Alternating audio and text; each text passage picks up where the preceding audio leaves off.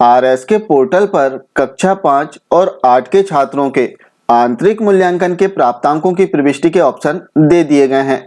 आइए देखते हैं कि जो आंतरिक मूल्यांकन के प्राप्तांक है इनकी प्रविष्टि कैसे करना है, किसके लॉगिन आईडी से होगी और इसमें अधिकतम अंक क्या रहेंगे। तो इंटरनल मार्क्स एंट्री का जो ऑप्शन है वो समस्त शिक्षकों के लॉगिन पर दिया गया है आरएस के पोर्टल पर। अब यदि आदेश की हम बात करें तो आदेश में बताया गया था कि जो आंतरिक मूल्यांकन है इनके प्राप्तांकों की प्रविष्टि जनशिक्षा केंद्र प्रभारी के द्वारा की जाएगी और इसके लिए जो समय सीमा है 1 अप्रैल 2023 तक वो कर सकते हैं। जैसे आप देख सकते हैं कि जनशिक्षा केंद्र प्रभारी द्वारा अपने जनशिक्षा केंद्र की समस्त शालाओं के परीक्षार्थियों के प्रोजेक्ट कार्य आंतरिक मूल्यांकन के प्राप्तांक पोर्टल पर दर्ज किए जाएंगे। तो इस संबंध में आदेश जारी किया गया था, लेकिन हम बात करें तो इसके ऑप्शन शिक्षक के लॉगिन आईडी पर दिए गए हैं। जैसे आपको याद होगा कि पिछले सत्र में भी शिक्षक के द्वारा ही शिक्षक के लॉगिन आईडी से छात्रों के जो इंटरनल मार्क्स हैं इसकी एंट्री की गई थी, जिसके अंतर्गत दो जो एंट्री है वो होती है, जिसमें पहली प्रोजेक्ट वर्क की और दूसरी को करिकुलर एक्टिविटीज जो शैक्षिक क्षेत्रों का मूल्यांकन है इसकी प्रविष्टि भी शिक्षक के लॉगिन आईडी से होगी। लास्ट ईयर भी हमने किया था, सेम वैसे ही इस सत्र में भी आपको छात्रों के जो आंतरिक मूल्यांकन के प्राप्तांक है इनकी प्रविष्टि करना है। आइए देखते हैं कि इसकी प्रविष्टि कैसे करें। तो इसके लिए सबसे पहले तो आपको किसी भी ब्राउजर को ओपन करके इसमें RSKMP पोर्टल सर्च कर लेना है। सर्च करने के लिए एड्रेस बार में टाइप करें rskmp.in, इतना टाइप करके सर्च कर लें। जैसे हम सर्च करेंगे हम लॉगिन पेज पर आ जाएंगे, जहां लॉगिन करने के लिए यदि आप शासकीय संस्था से हैं तो पहले ऑप्शन पर टिक करें, यदि अशासकीय संस्था से हैं तो सेकंड जो ऑप्शन है इस पर टिक करें और यदि मदरसा बोर्ड से है तो थर्ड जो ऑप्शन है इस पर टिक करें और अपना जो यूजर आईडी पासवर्ड है इसमें फिल करके आपको कैप्चा कोड फिल करना है, लॉगिन पर क्लिक कर दें तो आप इसमें लॉगिन हो जाएंगे। जैसे हम गवर्नमेंट स्कूल से हैं तो हम गवर्नमेंट का जो ऑप्शन है इसे सेलेक्ट करेंगे, यूजर आईडी पासवर्ड हमने फिल किया और जो कैप्चा कोड दिया गया है इसे आपको सेम फिल कर देना है और लॉगिन पर क्लिक कर दें। जैसे आप लॉगिन पर क्लिक करेंगे एक नया पेज आपके सामने आ जाएगा, जहां से आप कक्षा 5 और 8 के छात्रों के जो आंतरिक मूल्यांकन है इसकी प्रविष्टि कर सकते हैं। इसके लिए 5th एंड 8th एग्जाम 2022-23 पर आपको क्लिक करना है और आप देखेंगे कि इंटरनल मार्क्स एंट्री का एक ऑप्शन दिया गया है, जिसके अंतर्गत दो जो एंट्री है वो आपको करना होगा। पहली जो है प्रोजेक्ट वर्क की। अब प्रोजेक्ट वर्क में यदि हम बात करें तो इस ऑप्शन पर जैसे ही हम क्लिक करेंगे तो यहां से हमें कक्षा चुनना होगा कि किस कक्षा के छात्रों की हमें आंतरिक मूल्यांकन जो प्रोजेक्ट वर्क है इसकी एंट्री करना है। तो जैसे एक कक्षा हमने सेलेक्ट किया और इसके उपरांत 100 पर क्लिक कर देंगे।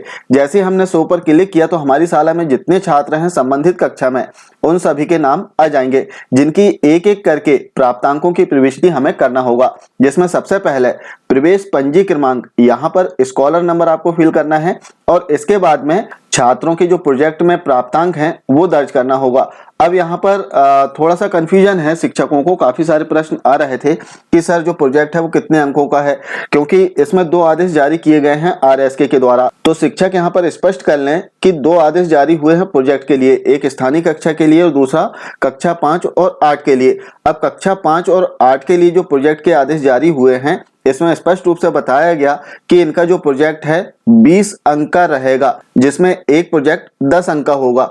तो यहाँ पर आपको 20 अंकों में से छात्र के जो प्राप्तांक हैं वो दर्ज करना है। अब यदि 20 से अधिक आप प्राप्तांक दर्ज करते हैं तो वो इसमें एक्सेप्ट नहीं करेगा। जैसे हमने 30 अंक इसमें प्रविष्ट किया और बाहर क्लिक करेंगे तो आप देख सकते हैं यहाँ पर एरर मैसेज आ जाएगा कि मार्क मस्ट बी 0 to 20, अर्थात जो अंक है वो आप 0 से 20 के बीच में ही फिल कर सकते हैं, 20 तक फिल कर सकते हैं।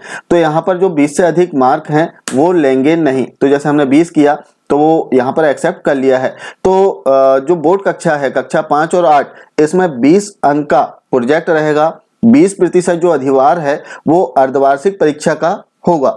अब प्रश्न आ सकता है कि सर हमने तो 50 अंक अर्धवार्षिक परीक्षा में फिल किए हैं, तो आपने जो 50 अंक फिल किया है अर्धवार्षिक परीक्षा में उसका 20% अधिभार इसमें ऑटो कैलकुलेट होकर ऐड हो जाएगा और इसके पश्चात जो 60% अधिभार है वो वार्षिक परीक्षा जो लिखित परीक्षा होगी उसका अधिभार 60% रहेगा। तो इस प्रकार से 100% अधिभार इसमें वार्षिक परीक्षा के लिए आ जाएगा। 20% प्रोजेक्ट के लिए, 20% अर्धवार्षिक परीक्षा के लिए और 60% वार्षिक परीक्षा लिखित परीक्षा के लिए होगा। अब हमने जो प्रोजेक्ट अंक है इसकी प्रविष्टि कर दिया सभी छात्रों की सभी विषयों की।